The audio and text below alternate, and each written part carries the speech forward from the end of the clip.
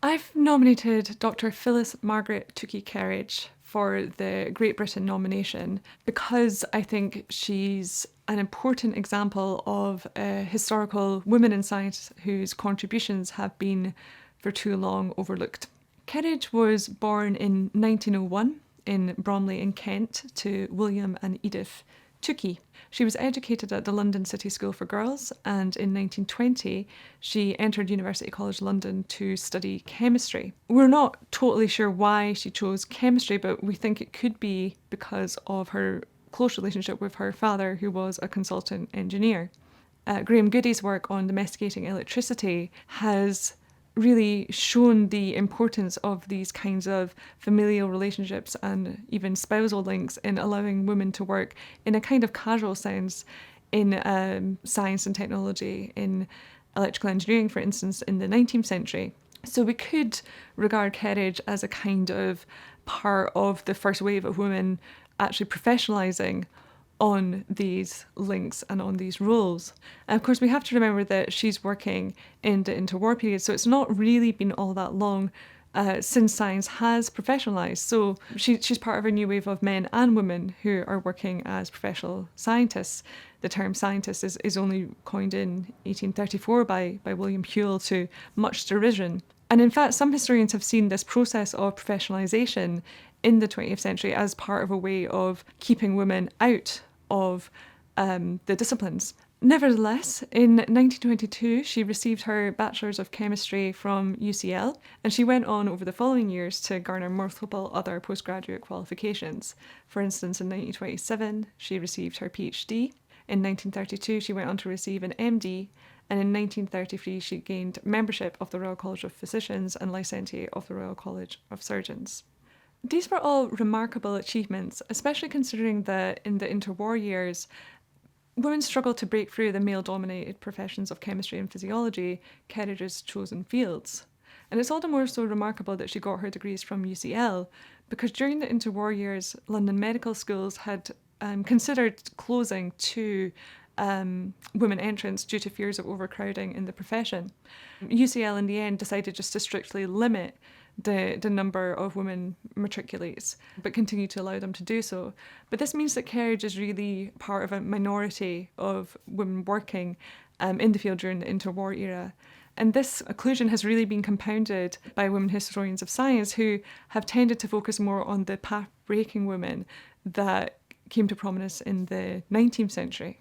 Biographies of women scientists have revealed that the women working in these fields had to deal with what Margaret Rossiter has called territorial discrimination. So this meant they had to adopt a number of techniques to enable them entry into these fields by ensuring that they had a stellar reputation, invoking particular gendered performances. They could ensure that their qualifications and work overcame gender discrimination. But what's really fascinating about Kerridge is that she doesn't really fit with this kind of story. Here's a woman, right, who's trained in chemistry. Her first book on the pH electrode has been very well received, and she's actually really part of a network of global collaboration with both men and women. So why have we forgotten her work? Kerridge's story is particularly important because of its complexity. Unlike the stories of other women scientists like, say, Rosalind Franklin, whose contributions were more simply kind of appropriated by their male collaborators, Kerridge's career was enabled in no small part by collaboration by both men and women that she was working with as part of a team in a time when there's a shift towards more state-sponsored scientific work. Moreover, her advocacy of normalising the deaf body through technocratic solutions has left a very dubious legacy in the form of oralism, a technique that worked to force deaf people to speak rather than enable them to use sign language, a process that the community is still recovering from today. So we need to be wary of recovering women's history for the purpose of girl boss kind of anecdotes. What Kerridge's story really reveals is the complexities of privilege. Rather than relying on this kind of lean-in type advice that locates the problem within the individual, we can look at stories like Kerridge's to understand the structural process that really inhibit access to science in the first place. So Kerridge's career as a biochemist and physiologist was really kicked off by the support and guidance of her supervisor, A.V. Hill. And this happened through his connections with William Bragg, the Nobel Prize winning physicist. And basically what happened there was that William Bragg had devised this device called a pulsator. It was a type of artificial respirator that was a sort of alternative to the more common iron lung style devices. So these are devices that were used especially for people suffering from respiratory paralysis, which was really common in the interwar period because of the prevalence of polio epidemics. So Bragg's neighbour required constant mechanical ventilation to stay alive. So Bragg wanted to create a device that would allow him to have more freedom and mobility and to live at home successfully. So he worked with the instrument maker Robert Paul to create a device that his neighbour could use in the home. And A.V. Hill came to see it and thought it was absolutely remarkable and something that should certainly be used in hospital settings. But in order for it to be used in hospital settings, it had to be standardised and it had to be compatible with physiological standards that it just wasn't at the time, because it was this kind of homemade device created in collaboration between the user and the designer. So A.V. Hill says, well, talk to Dr. Poulton at the London School of Hygiene and Tropical Medicine. And Poulton says, well, who we need for this is Phyllis Kerridge. So what she did was she simplified the waistcoat part of the device, made it much more comfortable to be worn over clothing, and she made it smaller. What she was really concerned was paralysis in infants, and so she made the Bragg-Paul pulsator something that could be used in infantile paralysis as well as on lots of different body types. So it could be adjusted to the individual and to their breathing patterns. What is ironic, of course, about Kerridge's contributions is the name. It was called the Bragg-Paul pulsator, and in naming it in this way, her contributions were literally erased from the device. Of course, William Bragg and Robert Paul were absolutely integral to the instantiation of this device, to its idea and to its funding, but it was Kerridge that made it replicable, it was Kerridge that made it workable. Kerridge was the medical professional that spoke to the medical men in hospitals and to the Ministry of Health and advocated for it to be used in hospitals throughout Britain, doubtless saving countless lives from polio and diphtheria. It was Kerridge that persuaded the Ministry of Health that the pulsator should be used as standardised hospital equipment.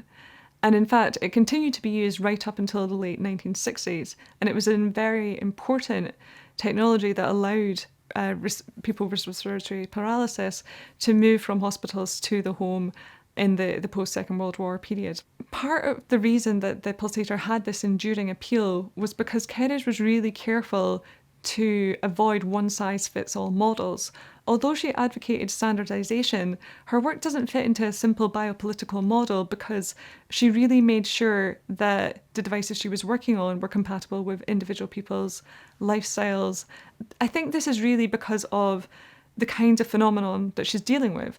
It's invisible, it's personal, it's characterised by extreme diversity from person to person. So it's really important to her that she has a device that can be adjusted to an individual's respiratory rate. It's exactly the same kind of problems that she's tackling when she's working on hearing loss and hearing aids. Kerridge's life work was about using precise measurements to make the invisible visible, quantifiable, and measurable. Nowhere is this more true than in her work in audiometry. You could say really that she is the person that makes audiometry a field in the interwar era. What Kerridge does is move hearing loss into the field of medicine by advocating rigorous scientific studies on the precise scale of hearing loss. Similar to the work that she had done with artificial respiration, she questions the idea of normalcy, and in particular, she questions the idea of the normal line that's used in audiograms at this time. So what I mean by this is that she doesn't believe that normal hearing is a fixed measurement. She argues that why should it be the same for adults as it should be for children? She wants to know what kind of variables could impact on this idea of normalcy. In the spring of 1937, she opened the very first hearing aid clinic in Britain. And here she helped to fit individuals to the kind of hearing aids that fitted their lifestyles best. So, for example, if somebody worked in a garage, one example is of a man who needs to use his hands to do his work. So she fits him with a bone conduction device that works for him. In the spring of 1937, she opened the first hearing aid clinic in Britain, taking the responsibility for hearing loss away from commercial firms. This was important because the hearing aid industry in the interwar period was kind of the Wild West. There's lots of so-called quack vendors that are preying on people with hearing loss who are trying to pass as hearing. It's a really interesting time in deaf history, or the history of hearing loss perhaps more so, because what's happening is that you have this new category of people known as the deafened, and Kerridge is part of the movement to categorise people as such. This is in no large part because of the context of the First World War. So many men have been deafened by warfare that hearing loss starts to become a problem of society, a national problem it's often referred to, rather than being an individual problem to be solved by, if anyone, eugenicists. She allowed people to be fitted for hearing aids that best suited their lifestyles and their personal needs. Kerridge mandated that hearing loss should be approached as a problem for pure science. She was really critical of these commercial firms. And under her leadership, the hearing aid clinic offered free and impartial advice for patients and also offered a way for them to access hearing aids free of charge. She also helped to ensure that people had help with recovering the costs of these devices, and the kinds of principles that she advocated became enshrined in the National Health Service. Kerridge challenged the normative expectations of deaf and hard of hearing people, and more broadly, people with invisible disabilities. Although Kerridge aimed to standardise hearing loss, her individualised fitting of hearing aids reveals a person who cared deeply about the lived experience of the disabled. She also reveals the importance of scientists working in the public sphere. So, for example, in 1939, she wrote to the BMJ to advocate for greater studies of the levels of hearing loss within the population as a way to gain better representation and public reform for deaf people. So she was a campaigner as well as a scientist. So Kerridge's story is fascinating because it doesn't fit with the paradigmatic story of a lone woman striking out on her own. Rather, her technological vigour was kindled by her father's engineering work and further enabled by her collaborations with men and women in the Medical Research Council and across the globe, most notably her very close friendship with the geneticist Dr. Julia Bell. We can frame her story around Rossiter's idea of a forgotten woman of science, or even, as Chapin would have it, an invisible technician, but there's more to it than that. Her career can generate more optimistic models. Her global collaborative career reveals important aspects of the way that early 20th century science was transformed by state-led, team-based projects that helped to facilitate the inclusion of more women. Kerridge continues today to resist standardisation, and indeed to inspire global collaboration. And in fact, the first book on Kerridge's work is coming out hopefully next year with Johns Hopkins Press, and it is a collaboration between myself and my long-term collaborator, Dr. J. Pretavirdi, who works from the University of Delaware. And we're really excited to introduce Kerridge to broader audiences.